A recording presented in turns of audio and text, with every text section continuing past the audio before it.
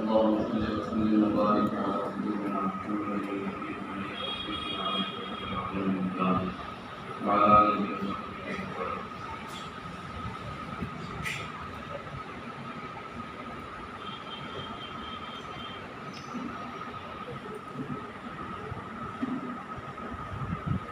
الحمد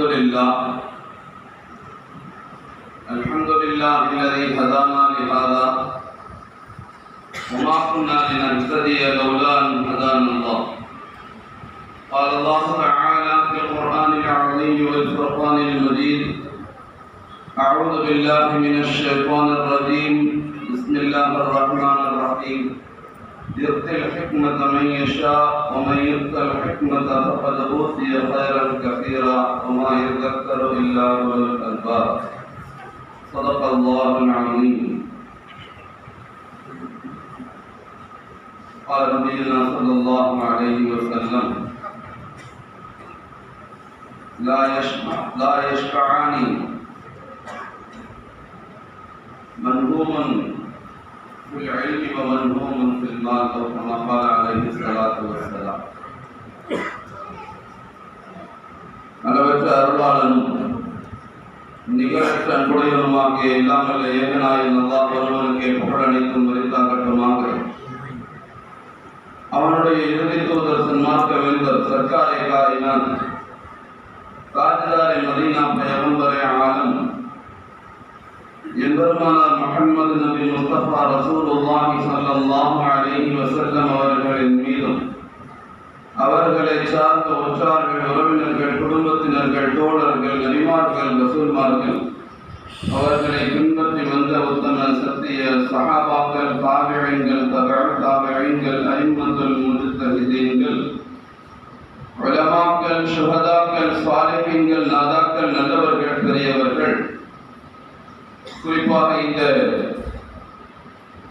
சிறப்பான மஜ்லிஸிலே கூடியிருக்கக்கூடிய, இதற்கு பிறகும் நம்மோடு சேர்ந்து கூட இருக்கக்கூடிய அனைவரின் மீதும் அல்லாஹ்வுடைய சாந்தியும் சமாதானமும் ஸலவாத்தும் ஸலாமும் என்றென்றும் குறைவின்றி நிறைவாய் அருள் மழையாய் பொழியட்டுமாக. ஆமீன். ஆமீன். கண்ணியத்திற்கும் மிக மதிப்பிற்கும் மேன்மைக்கும் மரியாதைக்கும் உரிய இர்ஃபானியா மதரசாவினுடைய ஸ்தாபகர் ஹஸரத் குபலா அவர்களே மற்றும் எங்களுடைய பாசத்திற்குரிய ஹஸரத் ஷுஹூதி ஷா ஹஸரத் குபலா அவர்களே மற்றும் ஓமலூருக்கு கிடைத்த ஒரு மிக பெரும் முத்து என்று நாங்கள் கருதுகின்ற ஓமலூருடைய டவுன் காசியான எங்களுடைய பெரிய தந்தையார் ஹஸரத்துல்லா அவர்களே,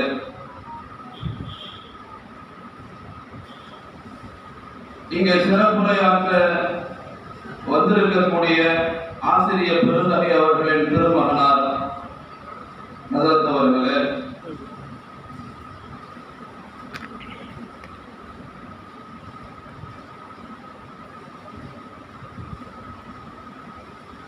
என்னுடைய தந்தையாரின் நெருங்கிய நண்பரான ஹாஃபிஸ் ஹுசைன் ஹஸரத் அவர்களே, என்னுடைய மாமுவான ஹுசைன் ஹஸரத் அவர்களே, ரெண்டு ஹுசைன் ஹஸரத் நெருங்கியமாக உட்கார்ந்துருக்காங்க, ஹுசைனைன் அப்படி. மற்றும் இந்த இர்ஃபானியா மதரசாவினுடைய பேராசிரியர் பெருமக்களே,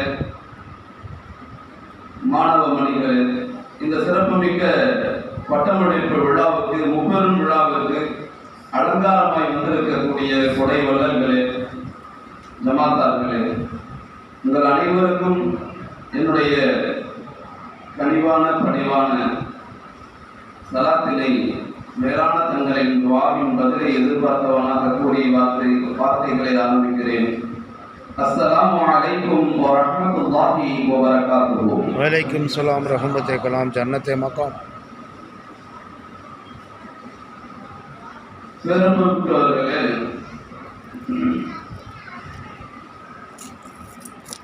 குர்பானிக்கு நெருக்கமான சமயத்தில் இந்த சமூகத்திற்கு தங்களை குர்பான் செய்யக்கூடிய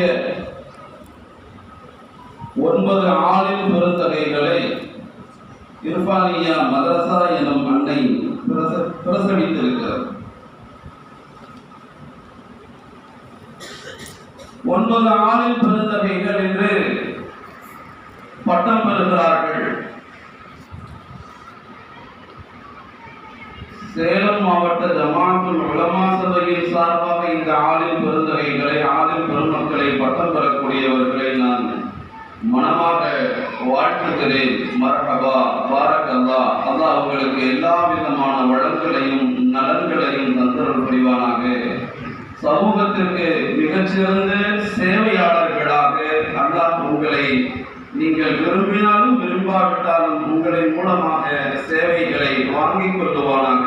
சேவையாளர்களாக, மேதைகளாக அல்லாஹ் ஆக்கி அருள் புரிவானாக. அருமையானவர்களே,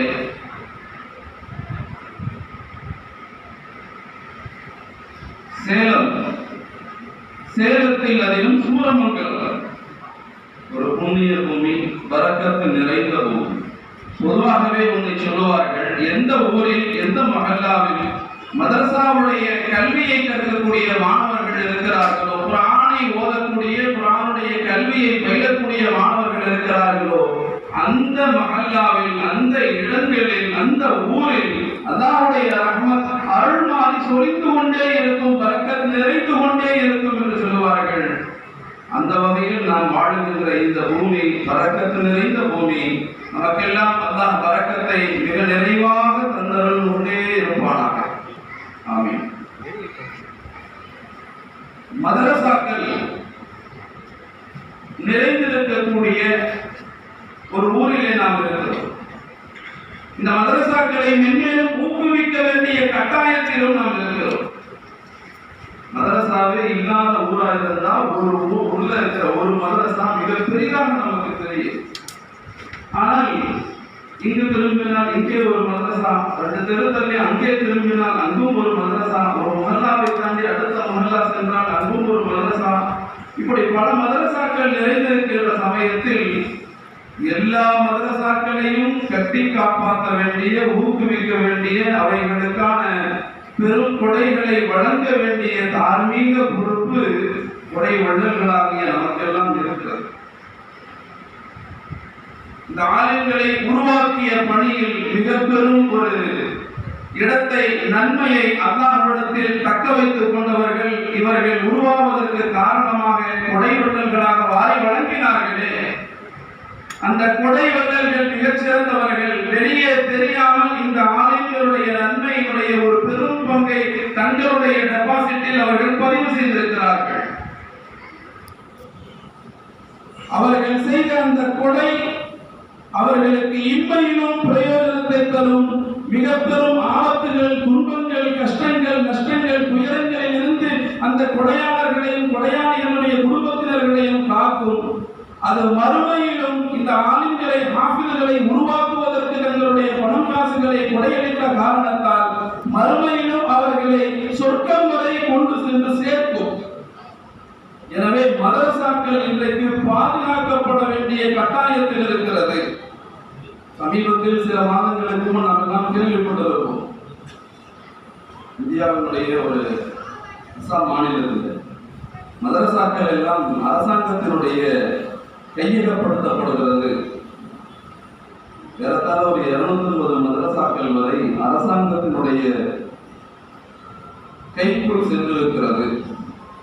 அப்படி அரசாங்கத்தினுடைய ரெஜிஸ்ட்ரேஷனோட உள்ளுக்குள்ள மதரசாக்கள் நுழைக்கப்பட்ட பிறகு அந்த மதரசாக்களுக்குள் ராமாயணங்களும் மகாபாரதங்களும் சமஸ்கிருதமும் போதிக்கப்படுகிறது. மதரசாக்கள் எப்படி அரசு அலுவலகங்களில் போட்டோக்கள் மாட்டப்படுமோ அதுபோல மதரசாக்களில் அரசியல்வாதிகளினுடைய சிஎம் உடைய, பிஎம் உடைய போட்டோக்களை மாட்டி வைக்க வேண்டும் என்று நிர்பந்திக்கப்படுகிறது. இப்படிப்பட்ட சில விஷயங்களை எல்லாம் சமீபமாக நாம் கேள்விப்பட்டிருக்கிறோம். இங்கிருக்கும் நமக்கு அது வேண்டுமானால் மிக பாரதூரமாக தெரியலாம். ஆனால் நம்முடைய கவனக்குறைவு அதிலே இருந்துவிடக் கூடாது. மதரசாக்களை கட்டி காப்பாற்றுவதில், மதரசாக்களை பாதுகாக்கக்கூடிய விஷயத்தில் எப்படி ஒரு கோழி குஞ்சு வண்டூர்களிடம் கோழி தன்னுடைய குஞ்சுகளை வண்டூர்களிடமிருந்து பாதுகாப்பதற்கு தன்னையும் தர துணிகிறதோ, அதுபோல இந்த சமூகத்தினர்கள் மதரசாக்களை கட்டி காப்பாற்ற வேண்டிய கட்டாயத்தில் மிக கடுமையாக போராட வேண்டிய நெருக்கடியில் இருக்கிறோம் என்பதை கண்டிப்பாக புரிந்து கொள்ள வேண்டும். அதற்கான ஆக்கப்பூர்வமான திட்ட வடிவங்களை மேற்கொண்டு அதிலே நாம் சிக்கிவிடாமல் நம்மை தற்காத்துக் கொள்வதற்கு சரியான ஒரு வரையறையை ஏற்படுத்திக் கொள்ள வேண்டும் என்று நான் இப்பொழுது பதிவு செய்கிறேன். அருமையானவர்களே, பட்டம் பெறும் மாணவர்களே, ஒரு நெருக்கடியான கால சூழலில் நீங்கள் எல்லாம் பிரசவிக்கப்பட்டிருக்கிறீர்கள். உங்களுடைய கல்வி முடிவடையவில்லை. கல்வி தேடலுக்கான வழிவகைகளை காட்டிக் கொடுக்கப்பட்டு நீங்கள் இப்பொழுதுதான் கல்விக்காக வெளியே துவங்குகிறீர்கள். எந்தெந்த கல்வியை எப்படி எப்படி எல்லாம் கற்க வேண்டும் என்கிற வழிமுறையை உங்களுக்கு கற்றுத் தந்திருக்கிறார்கள். ஒரு கட்டமைப்பிற்குள், ஒரு குறுகிய வட்டத்திற்குள் இருந்து உன்னுடைய வாழ்க்கை, உன் சமூகத்தோடு சேர்ந்து நீ வாழ வேண்டிய வாழ்க்கை அல்லாஹ் ரசூலோடு இணைத்து எப்படி நீ அமைத்துக் கொள்ள வேண்டும் என்பதை ஒரு கட்டுக்குள் அமர்த்தி உங்களுக்கு பயிற்றுவித்து அந்த கட்டை இப்பொழுது அவிழ்த்து வெளியிலே விடுகிறார்கள். உலகத்திலே உங்களை அனுப்பி வைக்கிறார்கள். எந்த விதமான கட்டுப்பாடுகளும் இல்லாமல், கட்டுமானங்களும் இல்லாமல் நீங்கள் செயல்பட போகிறீர்கள். கற்ற கல்வியை அனுபவிக்க போகிறீர்கள். இனிமேல் தான் நீங்கள் அனுபவ கல்வியை பெறப்போகிறீர்கள். சில சமயங்களில் நீங்கள் கற்ற கல்விக்கு மாற்றமான பல்வேறு அனுபவங்களையும் நீங்கள் அனுபவிக்கலாம். நெருக்கடிக்கு ஆளாக்கப்படலாம். நீங்கள் நிதானத்தை கையாள வேண்டும். சமூகத்திற்கு மத்தியில் நாம் நிதானத்தை கையாள வேண்டும். எல்லா சமயத்திலும், எல்லா சூழலிலும் ஒரே ஒரு வார்த்தை மட்டுமே முடிவாகியோ தீர்வாகியோ போய்விடாது. இந்த சமூகம் எந்த சூழலிலும் நம்மை எடை பார்த்துக் கொண்டே இருக்கக்கூடிய சமூகம், எடை போட்டு பார்த்துக் கொண்டே இருக்கக்கூடிய சமூகம். அந்த போய் கேட்பாங்க, அந்த இடத்துல இது எப்படி இந்த மாதிரி ஒரு கருத்து சொல்லிடுவாரு. அந்த பக்கம் நேரம் இந்த பக்கம் நம்ம கிட்ட வந்து என்ன சார் நல்லா இருக்கீங்களா, பட்டம்லாம் வாங்கி புதுசாக வந்துருக்கீங்க, ஃப்ரெஷ்ஷாக இருக்கீங்க, ஒரு சின்ன சந்தேகம் அப்படின்னு நம்ம கிட்ட அவர் கேட்பார். ஏற்கனவே பதில் தெரிஞ்சிருக்கோம், இருந்தாலும் போடுவோம், கொஞ்சம் மாற்றமா சொல்லிடுவோமோ, இப்படி கேட்டுட்டாங்களே பயப்பட வேண்டிய அவசியம் இல்லை. என்ன அப்போ அதை சொல்லுவோம். அது மாற்றமான கருத்தம் அப்படி சொன்னாங்கன்னா எனக்கு தெரிஞ்சது சொல்லியிருக்கு, மேற்கொண்டு நான் இன்னும் என்னுடைய ஆய்வு உலமாக்கள் உஸ்தாத்மார்கள்ட்ட கேட்டு தெரிஞ்சுக்கிட்டு திரும்ப சொல்றேன், எனக்கு தெரிந்தது இவ்வளவுதான் என்று சொல்லுவதற்கு எப்போதும் தயங்கக்கூடாது, சங்கடப்படக்கூடாது, சங்கோஜப்படக்கூடாது, வெட்கப்படக்கூடாது. ஏனென்று சொன்னால் அகதி தொட்டிலில் இருந்து, தாய் மடியில் இருந்து கபருக்குழியில் அகதிக்குழியில் வைக்கும் வரை நீங்கள் கல்வியை தேடிக்கொண்டே இருங்கள் என்று சொல்லி இருக்கிறார்கள் கண்மணி நாயகம் ஸல்லல்லாஹு அலைஹி வஸல்லம். நாம் எல்லாம் கற்றறிந்து விட்ட மேதைகள் அல்ல, கற்றது கைமணளவு என்று சொன்னார்களே, அதுபோல நாம் கண்டாதது உலகளவு, நமக்கு தெரியாதவை எவை வேண்டுமானாலும் இருக்கலாம். இனியும் நாம் கற்றுக்கொண்டுதான் இருக்கிறோம் என்கிற எண்ணத்தோடு நம்முடைய ஒவ்வொரு நொடிகளையும் நடத்தி கொண்டிருக்க வேண்டும். எல்லாம் தெரிந்த என்கிற எண்ணம் நம்மிடத்தில் வந்துவிடக்கூடாது.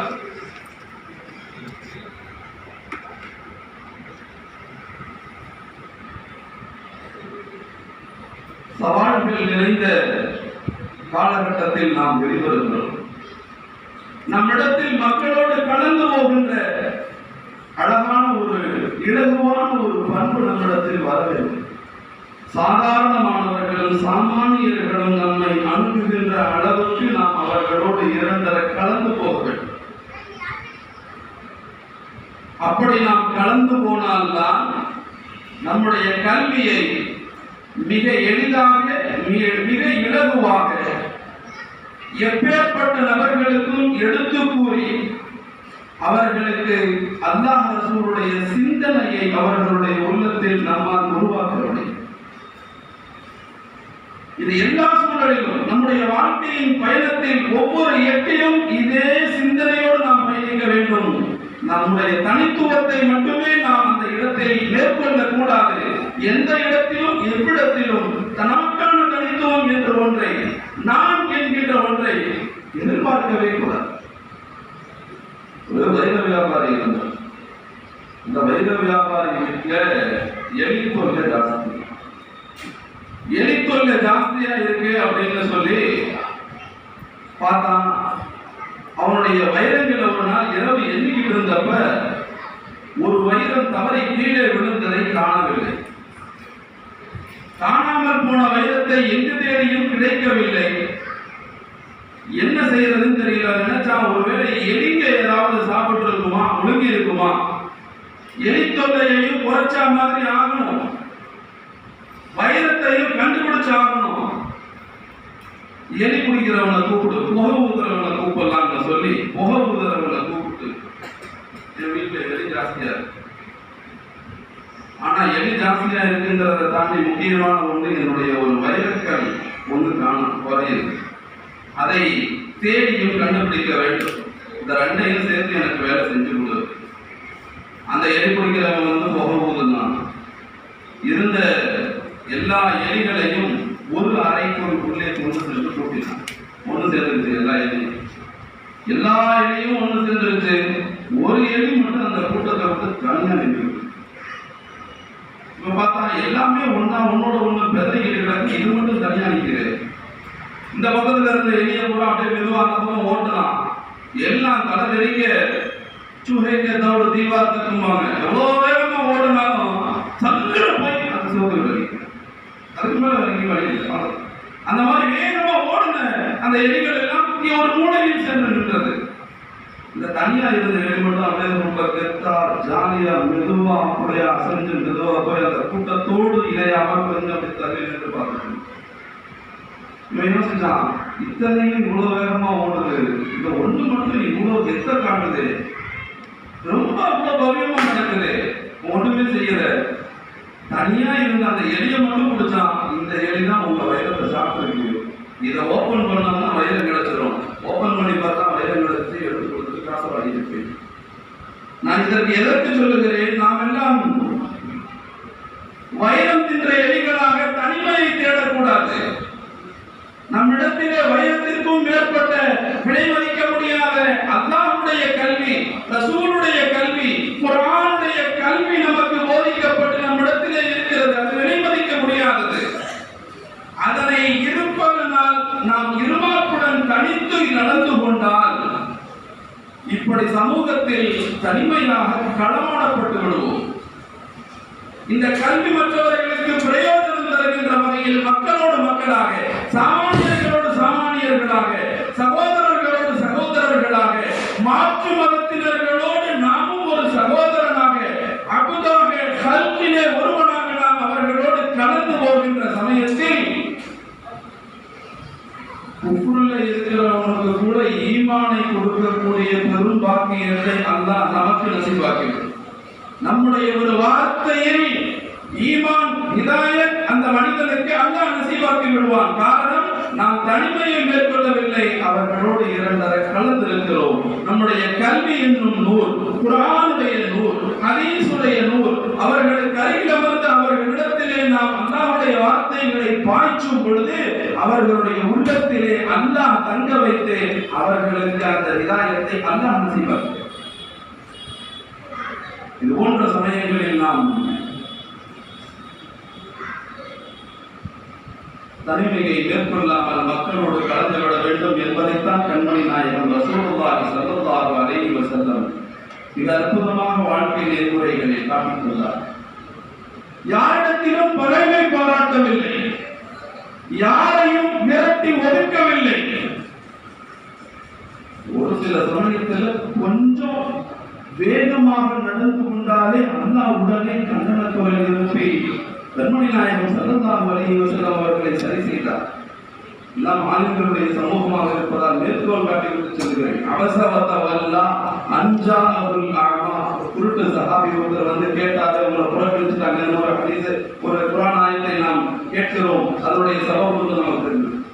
அவ எந்த இடத்திலும் யாரையும் வெறுக்கவோ ஒதுக்கவோ அவர்களை தவிர்த்து பார்க்கவோ இல்லாமல் அவர்களோடு தாங்களும் ஒருவராக கலந்துதான் கண்மணி நாயகம் ஸல்லல்லாஹு அலைஹி வஸல்லம் மிக பெரும் மாற்றத்தை இப்பிரபஞ்சத்தில் உருவாக்கி காட்டினார்கள். அப்படிப்பட்ட மாற்றம் என்பதை உலமாக்களாக பெருமானார் ஸல்லல்லாஹு அலைஹி வஸல்லம் அவர்களுடைய வாரிசுகளாக ஜொலிக்கக்கூடிய நாம் அப்படிப்பட்ட ஒரு தன்மையை நமக்குள் கொண்டு வந்து கொள்ள வேண்டும். எல்லோரிடத்திலும் நட்பு பாராட்டிக் கொண்டு, எல்லா மதத்தவர்களிடத்திலும் நட்பு பாராட்டிக் கொண்டு, எல்லா சமயத்தவர்களிடத்திலும் நட்பு பாராட்டிக் கொண்டு, எல்லா கேட்டகரியில பொருளாதாரத்தில் உயர்ந்தவர்கள் தாழ்ந்தவர்கள் என்பதையெல்லாம் கருத்தில் கொள்ளாமல் அவர்களெல்லாம் அல்லாஹ்வுடைய ஹல்க் ஆபது என்கின்ற விதத்தில் அவர்களோடு நாம் நேர்மையாக சரியான முறையில் நடக்கக்கூடிய ஒரு பண்பை நமக்குள் நாம் வளர்த்துக் கொள்ள வேண்டும். இதுவெல்லாம் எதற்காக? அல்லாஹ் நமக்கு கொடுத்த கல்வியை அவர்களுக்கு பிரயோஜனம் தர வேண்டும் என்பதற்காக. இப்படி எல்லாம் நாம் மக்களோடு மக்களாக இறங்கி நடக்கும் பொழுது நம்முடைய கல்வி மக்களுக்கு மிக பெரும் பிரயோஜனத்தை தரும். நாம் ஆளுங்களாக இருக்கிறோம், மிக அதிகமான மார்க்க ஞானங்களை தெரிந்தவர்களாக இருக்கிறோம். நம்முடைய சமூகமும் நாம் பழகுகின்ற சமூகமும் நம்மோடு நட்புறவு கொள்கின்றவர்களும் மார்க்க விஷயங்களை தெரிந்தவர்களாகவே இருக்கிறார்கள் என்பதால் நாம் பார்க்கும் நபர்கள் எல்லாம் மார்க்கத்தில் ஓரளவுக்கு எல்லாமே தெரிந்தவர்கள் என்கின்ற தோரணையில் நாம் அவர்களிடத்திலே மேலோட்டமாக கடந்து போய்விடக் கூடாது. ஏன்னா சில விஷயங்கள் இமாமத்தில் இருக்கிற சமயங்கள் இந்த மாதிரி அனுபவங்கள்லாம் கிடைக்க வாய்ப்பு. 60 வயசுக்கு மேல ஆச்சு, பேரம்பத்தி எல்லாம் எடுத்துட்டார். மார்க்க விஷயம் அது இதுன்னு நிறைய சொல்லி கொடுத்து ஒண்ணுமே தெரியல, எனக்கு தெரிஞ்சது என்னமோ அப்பதான் பள்ளிவாச பக்கம் ஒதுக்கி இருக்கேன் அப்படின்னு தாடியெல்லாம் வச்சுட்டாரு, பணம் போட்டாரு, எப்படியோ அப்படியே வந்தாரு கொண்டு வந்துட்டார். ஆனால் மார்க்க விஷயங்களை பற்றி ஒவ்வொரு சட்டத்திட்டங்களை சொல்லி கொடுத்து இப்படியே ஹதீஸ் இது, ரசூல் ஸல்லல்லாஹு அலைஹி வஸல்லம் இது, இவங்க முஹம்மது ஸல்லல்லாஹு அலைஹி வஸல்லம் அப்படின்னு சொல்லும் போது முஹம்மது ஸல்லல்லாஹு அலைஹி வஸல்லம் ரைட்டு, நாயகம் ஸல்லல்லாஹு அலைஹி வஸல்லம் இருக்கு, ரசூலுல்லாஹ் வேற முஹம்மது ஸல்லல்லாஹு அலைஹி வஸல்லம் வேறயா, இதெல்லாம் கேட்டாரு. நிறைய விஷயத்தை சொல்லிக்கிட்டு இருந்தோம், அதெல்லாம் கடந்து முடிச்சு ரெண்டையும் நம்ம பேசுறப்ப நாயகம் ரசூலுல்லாஹி ஸல்லல்லாஹு அலைஹி வஸல்லம் முஹம்மது ஸல்லல்லாஹு அலைஹி வஸல்லம் கண்மணி நாயகம் ஸல்லல்லாஹு அலைஹி வஸல்லம் இப்படி பெருமானாரை புகழ்ந்து பேசக்கூடிய பல்வேறு வார்த்தைகளை நாம் பிரயோகித்து பேசுகிறோம். ஆனால் முன்னால் இருக்கிற நபர் எப்படிப்பட்டவர்கள் தெரிஞ்சு பேசணுங்கிறது அன்னைக்கு தான் நம்ம புரிஞ்சுக்க முடியுது. என்னுடைய ஆசிரியர் தந்தை இங்கே அமர்ந்திருக்கும் கண்ணியத்திற்குரிய நூர் இஸ்லாமுடைய முதல்வர் ரஹ்மத்துல்லாஹி சொல்லுவாங்க, நீ எந்த பொது மேடையில் பேசினாலும் முஹம்மது ரசூலுல்லாஹி ஸல்லல்லாஹு அலைஹி வஸல்லம் பேசுறப்ப அவாம்களுடைய மேடை அல்லது மற்ற மாற்று மதத்தினர்கள் அமர்ந்திருக்கக்கூடிய மேடையாக இருந்தால் அந்த சமயத்தில் முஹம்மது நபி ஸல்லல்லாஹு அலைஹி வஸல்லம் வார்த்தையை ஒரு தடவை சொல்லிட்டா அந்த பயான் முடிகிற வரைக்கும் ரசூல் ஸல்லல்லாஹு அலைஹி வஸல்லம் பேர முஹம்மது நபி ஸல்லல்லாஹு அலைஹி வஸல்லம் சொல்லுங்க, முஹம்மது நபி ஸல்லல்லாஹு அலைஹி வஸல்லம் சொல்லுங்க. ஏன் அப்படின்னா நம்ம வேற வேற பேர பெருமானாரை புகழ்ந்து சொல்லுகின்ற பொழுது முன்னால் இருக்கிறவரு முஹம்மது நபி வேற, ரசூலுல்லாஹ் வேற, நாயகம் ஸல்லல்லாஹு வேற அப்படின்னு நம்ம புரிஞ்சுக்குவாங்க. அப்ப நம்ம பேசுற சமயத்துல முன்னிருப்பவர்கள் புரிந்து கொள்ளுகின்ற வகையில் பெருமானாரை அறிமுகப்படுத்துவதாக இருந்தாலும் இப்படி சொல்ல வேண்டும் அப்படின்னு சொல்லுவோம். அந்த மாதிரி முன்னிருப்பவர்கள் எப்படிப்பட்ட சூழலில் உள்ளவர்கள் என்பதை புரிந்து நாம் அவர்களுக்கு நம்முடைய கல்வியை போதிக்கின்ற பொழுது பல்வேறு விஷயங்களை நாம் சந்திக்க வேண்டிய சவால்களை இன்றைய காலகட்டத்தில் நாம் வெளிவருகிறோம்.